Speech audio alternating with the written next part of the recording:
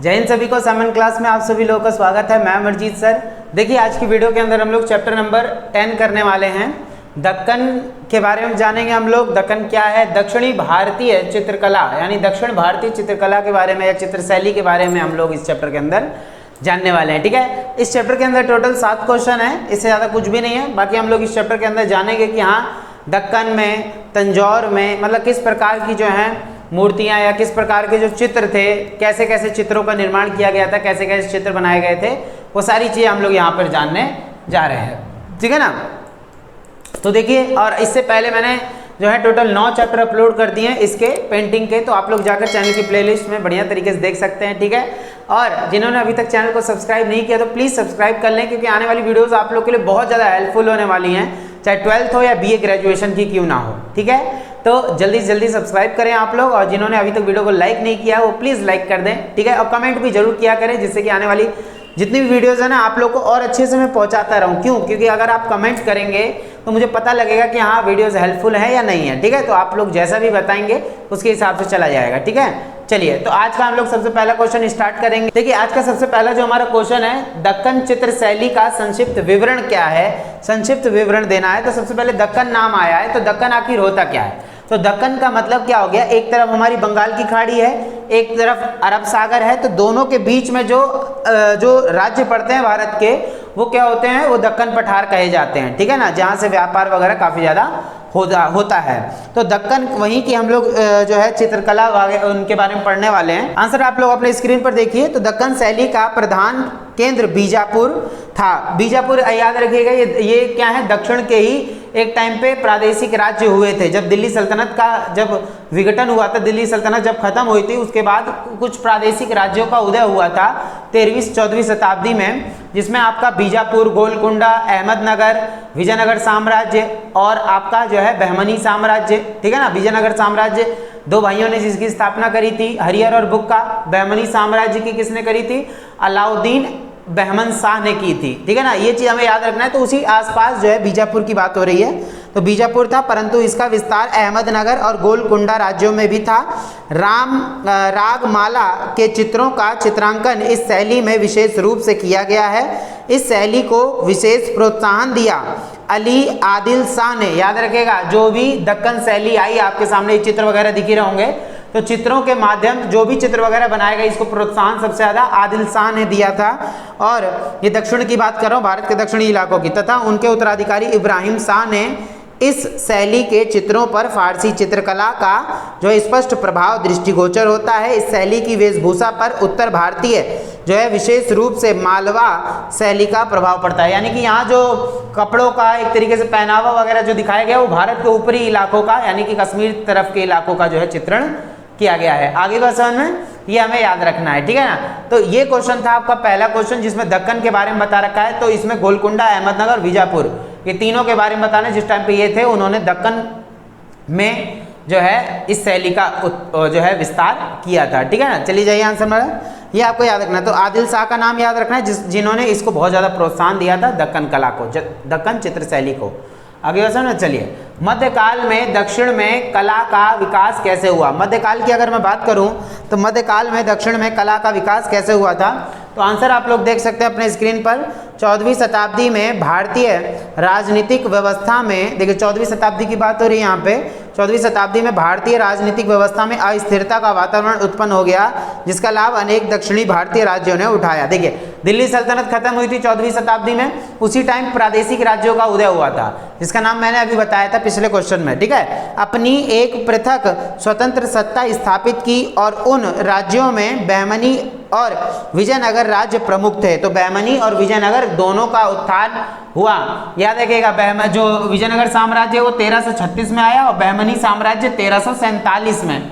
1347 में बहमनी साम्राज्य और 1336 में विजयनगर साम्राज्य अस्तित्व में आया था। मैंने बता दिया आप लोग को। ठीक है, याद रखिएगा, इस राज्यों के दक्कन शैली की चित्रकला का विकास हुआ। इन राज्यों ने क्या करा, दक्कन शैली को और ज़्यादा जो है बढ़ावा दिया था। तो दक्कन शैली का विकास कब हुआ? 14वीं शताब्दी में, जब दिल्ली सल्तनत का पतन हुआ, उसके बाद प्रादेशिक राज्यों का उदय हुआ, जिसमें आपका दक्कन ये विजयनगर साम्राज्य, बहमनी साम्राज्य, गोलकुंडा विजयनगर और गोलकुंडा अहमदनगर और जो है आपका बीजापुर। ये आपको याद रखना है जिसके माध्यम से दक्कन में चित्र शैली का विकास हुआ, चित्र वगैरह कैसे कैसे डेवलप हुए बाकी आप तो देख ही रहे हैं। ठीक है, चलिए आंसर में जाइए यहाँ से। उसके बाद आता है उन्हीं दक्षिणी इलाकों की बात करते हैं, तो हैदराबाद की बात करते हैं। हैदराबादी चित्र शैली का वर्णन करें। हैदराबादी, आप लोग चित्र देख सकते हैं, मैं यहाँ किस चित्र की बात करने जा रहा हूँ। ठीक है, देखिए जरा, तो यहाँ पर क्या है, देखिए हैदराबादी चित्रकला शैली का वर्णन कीजिए। तो लगभग 18वीं शताब्दी में चित्रित हैदराबादी शैली का चित्र जिसका शीर्षक निजामुद्दीन औलिया और अमीर खुसरो। निजामुद्दीन औलिया की दरगाह आपने दिल्ली में देखी होगी, ठीक है, और इन्हीं के बगल में बैठे हुए अमीर खुसरो, तो दोनों को चित्र में आप देख सकते हैं। चित्रकार का नाम अज्ञात है, चित्र बनाने वाले का नाम पता नहीं है। इस लघु चित्र में हजरत निजामुद्दीन औलिया, जिन्हें सफ़ेद दाढ़ी, लंबे चोगे यानी पहन रखा उन्होंने, सर पर सूफी टोपी में दर्शाया गया है। और सर पर याद रखना, यहाँ क्या दिख रहा है आपको? कुछ नहीं दिख रहा, बिल्कुल बंजर जमीन दिख रही है यहाँ पे आपको। ठीक है, ये चीज़ याद रखिएगा। तो ये क्या है, एक वृक्ष के नीचे बैठकर अपने शिष्य हजरत अमीर खुसरो, उनके शिष्य थे अमीर खुसरो, तो अमीर खुसरो से सितार पर सूफी संगीत सुन रहे हैं। अमीर खुसरो जिनकी दाढ़ी जो है काली है और उनकी सफ़ेद थी, इनकी काली है, और जो सूफी चोगे धारण किए हुए हैं। और अपने सूफी लोग कौन होते हैं? तो हिंदू मुसलमानों को जो करीब लेकर आते हैं ना, वो सूफी लोग होते हैं, सूफी संत होते हैं। ठीक है, तो ये काफ़ी अच्छी अच्छी मन में इनकी बातें होती हैं, वो कभी भी भेदभाव नहीं करते हिंदू मुसलमानों में। ठीक है ना, बाकी आजकल के लोग जो हैं हिंदू मुसलमानों में भेदभाव को बढ़ा दिए हैं सब। अपने गुरु को संगीत सुनाने की मुद्रा में बैठे हुए हैं, और चित्रकार ने उस चित्र में प्राकृतिक चित्रण भी बहुत सुंदर ढंग से किया हुआ है। प्रकृति का चित्र भी इस चित्र के अंदर बहुत अच्छे तरीके से दिखा रखा है। ठीक है, तो अमीर खुसरो और जो है शेख निजामुद्दीन औलिया, इनके बारे में हमने पढ़ लिया। ठीक है, आंसर मत जाइए यहाँ से। तो ये जब हम चित्र समझ लेंगे तो अच्छे से समझ में आ जाएगा हमें। ठीक है, नेक्स्ट क्वेश्चन है, देवी सरस्वती का चित्र का वर्णन करें। माता सरस्वती जो है उनका चित्र जो है, देखिए जरा आप लोग पहले चित्र देख लीजिए। क्या है, देवी सरस्वती के चित्र तंजौर शैली पर आधारित है। तंजौर शैली के आप लोग पहले चित्र देखिए कितने सुंदर, इसमें सोना वगैरह सब कुछ जड़ा जाता था उनके चित्रों में। देखिए जरा, देवी सरस्वती के चित्र तंजौर शैली पर आधारित है। और इस तंजौर की बात करूँ तो तमिलनाडु में है तंजौर। ठीक है, वहीं पे उसका जो है चित्रकला खूब फेमस हुआ तंजौर। देखिए तमिलनाडु और इन सब की बात मैं कर रहा हूँ, तो दक्षिण में ही पड़ते हैं ना भारत के, तो यही हम बात कर रहे हैं। देखिए चित्रकार चित्रगरा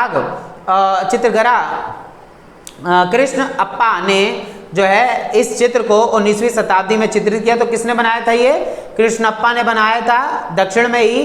तो ये तंजौर कहाँ पे है? दक्षिण में है, यानी कि तमिलनाडु में है। तो चित्र में देवी सरस्वती को वीणा बजाते हुए दर्शाया गया है। देवी के 4 हाथ हैं तथा वह सिंहासन पर बैठी हैं। चित्र की साज सज्जा सुंदर ढंग से की गई है, और साज सज्जा का मूल भाव जो है भारतीय शास्त्रीय कला पर आधारित है। ठीक है ना, ये चीज़ हमें याद रख लेना, कोई दिक्कत? ठीक है, तो ये हमें याद रखना है। तो किस पर आधारित? साज सज्जा का मूल भाव भारतीय शास्त्रीय कला पर आधारित है। भारतीय शैली के द्वारा, मतलब इतने सुंदर ढंग से जो है माता सरस्वती की जो है चित्र यहाँ पर दिखाया गया है। आगे बस में, तो तंजौर शैली में क्या होता था ना, बड़े बड़े बोल सकते हैं इतने सुंदर चित्र बनाए जाते थे जिसमें सोना चांदी का भी यूज़ किया जाता था। बहुत सुंदर चित्र बनाए जाते थे। ठीक है ना, चलिए आंसर मार जाइए यहाँ से। उसके बाद देखिए नेक्स्ट है, तंजौर शैली की चित्रकला दूसरी से भिन्न क्यों है? तो तंजौर शैली इतनी फेमस क्यों है? क्यों है भाई, जरा आप लोग देखिए आंसर इसका। तो भारतीय चित्रकला शैली में तंजौर शैली का अपना एक विशिष्ट स्थान है, क्योंकि एक ओर तो यह नक्काशी की हुई तथा नक्काशी मतलब बहुत देख सकते हो आप लोग कितना सुंदर डिजाइन बनाया गया है और चित्रित कास्ट से मिलती है, तो दूसरी ओर इसमें रत्न, सोने, चांदी, रंगीन पत्थर आदि का प्रयोग किया जाता था। सोचिए, सोना चांदी सब कुछ, आप इतनी गोल्डन मूर्तियां आप लोग को दिख रही हैं, इतनी सुंदर तरीके से बनाया जाता था, दिल खुश हो जाता था तंजौर शैली को देखकर, है ना। आप भी देखेंगे तो बहुत सुंदर लगेगा। आपके घर में कोई पिक्चर होता होगा तो उसमें कितना गोल्डन कलर, हालांकि सोना नहीं होगा उसमें, लेकिन गोल्डन कलर का जब पेंट वगैरह करके बनाए तो कितना सुंदर लगेगा, और ओरिजिनल सोना ही लगा दिया फिर तो कितना मजा आ जाएगा। सोचिए, तो तंजौर शैली का चित्रकला है ये, आपको समझना है बस तंजौर शैली में किन चीज़ों का यूज़ होता है। ठीक है ना, आंसर मत जाइए, ये चीज़ आप लोग को याद रखना है। उसके बाद देखिए क्या है, तंजौर शैली का उद्गम तथा विषय वस्तु बताइए। तो भाई तंजौर शैली का विकास कैसे हुआ, तो कब, कौन शताब्दी में? 16वीं शताब्दी में। देखिए जरा, तंजौर शैली का उद्गम 16वीं शताब्दी में तमिलनाडु के समीप तंजौर में हुआ था, इसीलिए इसे तंजौर शैली कहा जाता है। तंजौर शैली में विषय वस्तु मुख्य रूप से पौराणिक है, यानी कि राम, भगवान राम की, कृष्ण की, गणेश भगवान की आदि देवताओं के चित्र इस शैली में अधिक बनाए गए हैं। यानी तंजौर शैली में कौन कौन से भगवान की, राम, गणेश और श्री कृष्ण की जो है मूर्तियां वगैरह या बोल सकते हैं चित्र वगैरह, इसमें चित्र ही होते थे, चित्र वगैरह बनाए जाते थे, कितने सुंदर ढंग से बनाए गए हैं। ठीक है, आप लोग एक बार बढ़िया तरीके से इसमें सारे चित्र देख लीजिए, किस तरीके से सारे चित्र दर्शाए गए हैं। अरे बस समझ में, तो ये आप लोग को, चलिए आंसर मारा जाइए को, ये सब हमने देख लिया बढ़िया तरीके से। ठीक है, उम्मीद करता हूँ आप लोगों को बढ़िया तरीके से सब कुछ समझ में आया होगा और अच्छा लगा हो वीडियो तो प्लीज़ चैनल को सब्सक्राइब करें, वीडियो को लाइक करें और धांसू तरीके से पढ़ते रहें और आगे बढ़ते रहें। ठीक है, ऐसी मज़ा आते रहेगा, हम लोग सारे चैप्टर कंप्लीट कर लेंगे और इसके फिजिकल के पेंटिंग के बाद हम लोग इंग्लिश का सिलेबस करेंगे हम लोग। ठीक है ना, लाइव वीडियोस भी आने वाली है कुछ टाइम पे, बहुत टाइम हो गया लाइव वीडियोस नहीं दी हैं, तो लाइव भी आएंगे हम लोग और जो है ज़्यादा से ज़्यादा। और हाँ, कुछ टाइम में मैं जो है जो बोल सकते हैं जो सरकारी नौकरी में बोल सकते हैं जितने भी क्वेश्चंस होते हैं वो सारे क्वेश्चन आप लोगों को करवाने वाला हूँ और इससे ऊपर लेवल की जो भी पढ़ाई होती है वो सारा करवाने वाला हूँ। तो प्लीज़ चैनल को सब्सक्राइब कर लें अभी, जिससे कि आने वाली सारी वीडियोस आप लोग को अच्छी अच्छी मिलती रहेंगी और बढ़िया तरीके से। ठीक है ना, चलिए हम लोग मिलेंगे हम नेक्स्ट वीडियो के अंदर चैप्टर नंबर 11 के अंदर। जय हिंद, जय भारत।